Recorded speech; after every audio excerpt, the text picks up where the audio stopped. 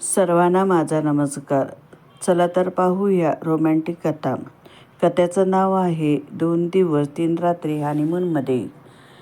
एक सांगशील का गं गायत्री, तुझा नवरा एवढा रोमॅन्टिक आहे, मग शाळेत जातो की घरीच दिवसभर? तुला असं त्रास देतो का? काम वगैरे करून देतो की नाही घरातले? किंवा बेडरूममध्येच असतात दोघेजण? नको नको हे प्रश्न तिच्या मैत्रिणी तिला विचारत होत्या. गायत्री लाजेने चूर होऊन चालली होती. गायत्रीचा चेहरा सांगत होता, पण गायत्री मात्र काहीच बोलत नव्हती.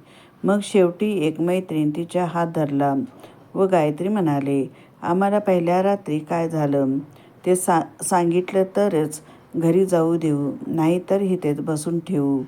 चल सांग, सुरुवात आधी कुणी केली होती, त्याने का तू? दुसरी मैत्रीण लगेच म्हणाले, कशाला गं असं बोरिंग प्रश्न विचारून टाईमपास कशाला करते? डायरेक्ट विचार ना. कुणी कुणी काय काय केलं, ते कुणी खाल्लं, कोण वर सगळं काही? गायत्री सगळ्या मैत्रिणींकडे रागान बघत म्हणाली, तुम्ही म्हणताय असं काही झालं नाही. अजून आमच्या दोघांमध्ये असं काहीच झालेलं नाही. लग्नाच्या दुसऱ्या दिवशी सत्यनारायण व त्यानंतर कुलदेवतेचे दर्शन. 4थ्या दिवशी आलेले पाहुणे गेले. 5व्या दिवशी थोडी सवलत मिळाली होती, परंतु आम्ही इतके थकलो होतो की असं काही करायला वेळच नाही मिळालं. आणि त्यानंतर तर मग मी इथे आले. अगदी हळूहळू जपून शब्द तंतोतंत बोलत गायत्री आपल्या मनातलं जाणून काही दुःखाचा आपल्या मैत्रिणीचं सांगत होती. आम्हाला तर वाटत नाही, पण तशी तू खोटं बोलणार नाही. ठीक आहे, मान्य करतो. इतका दिवस झाले तुमच्या दोघांमध्ये तसे काही झालेले नाही, तरीसुद्धा तो इतका शांत कसा काय असू शकतो? त्याने जबरदस्ती करायचा प्रयत्न नाही केला. आजकाल काळच्या मुलांना एवढी सबुरी कुठे असते?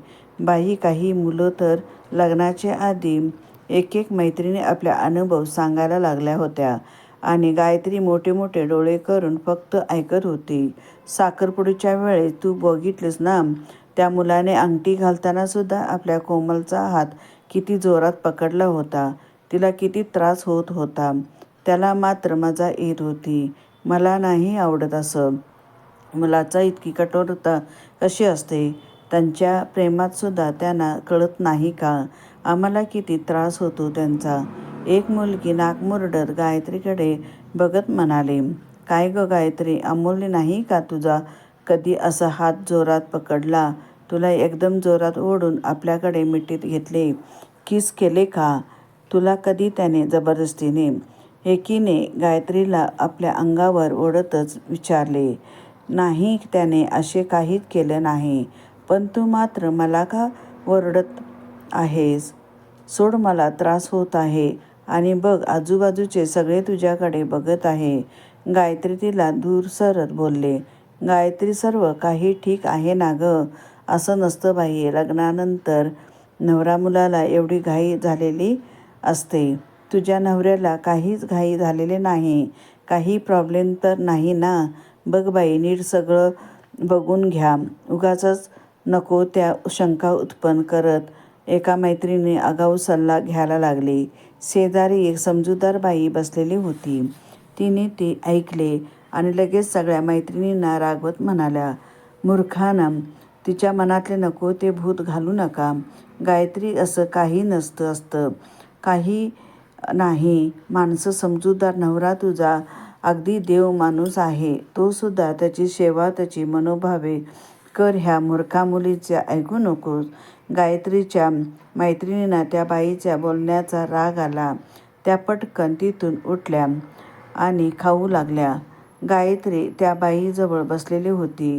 ती बाई गायत्रीला समजूतपणाच्या 4 गोष्टी सांगू लागली. गायत्री, लग्नामध्ये म्हणजे शरीरसंबंध ठेवण्यासाठी केलेला एक सौदा नसतो. एक फार पवित्र बंधन असते. 2 घराणे त्यामुळे एकत्र बांधले जातात. 2 मने एकत्र बांधले जातात.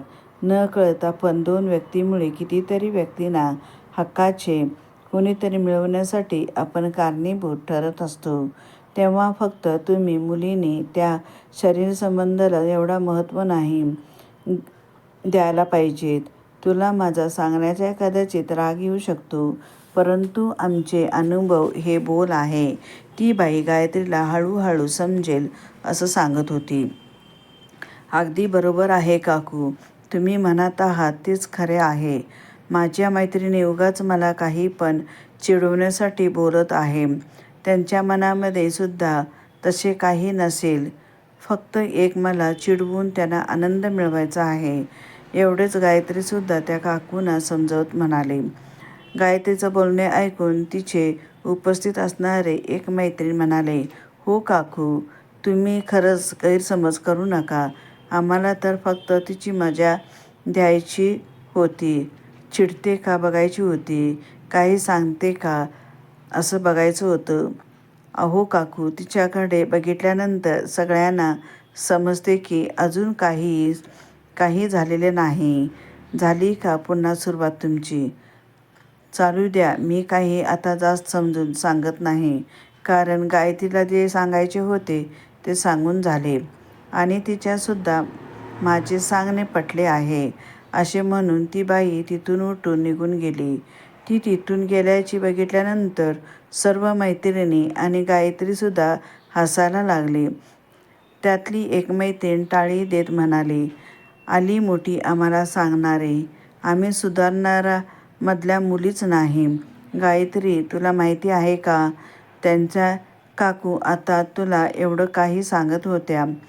त्या काकूने बघितल्यानंतर मला कसली आठवण आली सांगू का तुला? सांग. आता तुला एवढं सांगायची इच्छा झाली आहे तर एकदाच बोलून टाक. गायत्री म्हणाले, सौ चुवे खाकर बिल्ली चली हजको. मोठी आली आम्हाला सांगणारे, असे म्हणत सगळ्या मैत्रिणी एका त्रास हसायला लागल्या. मंडपातील सगळे लोक त्यांच्याकडे आश्चर्याने बघायला लागले. तसे त्यांनी आपले हसणे थांबवून दिले आणि गायत्री लगेच त्यांना इशाऱ्याने सांगितले, चला इथून आपण मागे जाऊया. इथे असेच बसले तर आपल्याला हे सर्व लोक मूर्ख म्हणतील. आणि मग त्या सर्व मैत्रिणी उठल्या आणि स्टेजच्या मागच्या साईडला असलेल्या रूममध्ये जाऊन बसल्या. त्यावेळी तिला आपल्या नवऱ्याची सुद्धा आठवण राहिली नव्हती. इकडे मात्र अमोल बिचारा बराच वेळ झाला तरीसुद्धा अजून गायत्री काही कार्यक्रमाचा निरोप घेण्यासाठी तयारच नव्हती. त्याला लवकरात लवकर आपल्या घरी जायचे होते, कारण दुसऱ्या दिवशी दिवसापासून शाळेतसुद्धा त्याला हजर व्हायचे होते आणि पुढची तयारीसुद्धा त्याला करायची होती.